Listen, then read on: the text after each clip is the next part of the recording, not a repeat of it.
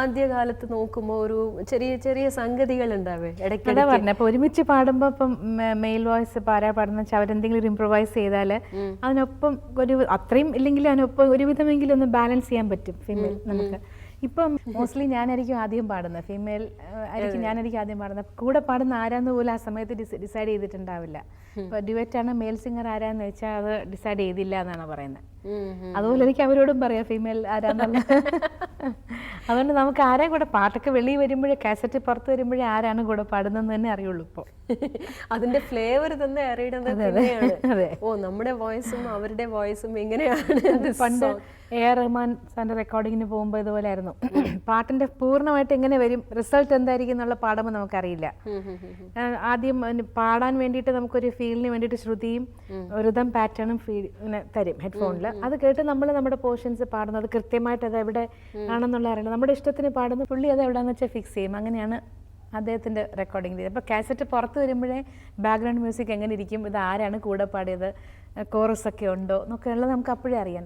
നമ്മൾ പാടുമ്പോൾ ഒന്നും അറിയില്ല. ഓർക്കസ്ട്രേഷനും പാടിയ അതെ അതിന് ശേഷമാണ് പുള്ളി ചെയ്യുന്നത്. അതല്ല അതൊരു അപ്പോൾ ഞങ്ങൾ ആദ്യമായിട്ട് അദ്ദേഹത്തിന് പാടുമ്പോൾ ഒരു വ്യത്യാസമായിരുന്നു. അതുവരെ പാടിക്കൊണ്ടിരുന്ന രീതിയിൽ നിന്നും വ്യത്യാസമായിട്ടുള്ള രീതിയായിരുന്നു.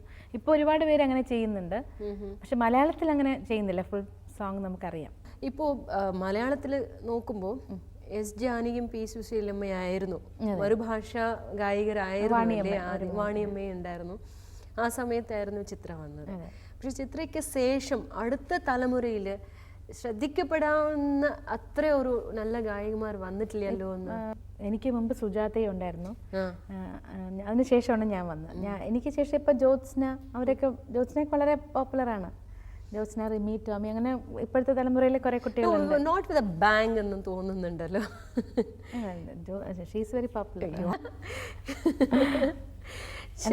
ഇവിടെ തന്നെ മലയാളത്തിൽ നിന്ന് തമിഴകത്തിലേക്ക് വന്നപ്പോൾ ഒരു എല്ലാവരും ദേ സ്റ്റാർട്ടഡ് ഒരു ചിന്നക്കുയിൽ ഇപ്പൊ കൂടെ I think it is like they don't have to say Chithra Chinnakuyil എന്ന് പറഞ്ഞാൽ ഓക്കെ മനസ്സിലായി, ഇത് വാദ്യാർ എന്ന് പറഞ്ഞ MGR മാറി. അതെങ്ങനെയാ പേരെനിക്ക് വീണെന്ന് എനിക്കറിയില്ല. എനിക്ക് തോന്നുന്നു ഞാൻ ആദ്യമായിട്ട് ഫസ്റ്റ് സോങ് ചിന്നക്കുയിൽ പാടും പാട്ട് അതായിരുന്നില്ല. ഫസ്റ്റ് സോങ് പൂജക്കേറ്റ പൂവിത് എന്നുള്ള പാട്ടായിരുന്നു. പിന്നെ ആദ്യമായിട്ട് TV-യിൽ വന്ന പാട്ട് ഈ ചിന്നക്കുയിൽ പാടും പാട്ട് കേൾക്കുക എന്നുള്ള പാട്ടായിരുന്നു. എനിക്കോട് അങ്ങനെയാന്ന് തോന്നുന്നു ചിന്നക്കുയിൽ എന്നുള്ള പേര് വന്നത്. എങ്ങനെയാ പേര് തന്നെ അറിയില്ല. എങ്ങനെയാണ് ഈ തമിഴകത്തിൽ ഇങ്ങനത്തെ ഒരു admiration? How did you take it? How did you feel? I feel very happy because അങ്ങനെയല്ല, നമ്മളിപ്പം എവിടെ ചെന്നാലും തമിഴ്നാട്ടിൽ കുറെ കൂടുതൽ നമ്മളിപ്പോൾ പേര് വിളിക്കില്ല, എല്ലാവരും അമ്മ ചേർത്തേ വിളിക്കുള്ളൂ. അങ്ങനെ കുറെ കൂടെ കൂടുതൽ റെസ്പെക്റ്റ് കാണിക്കാറുണ്ട്.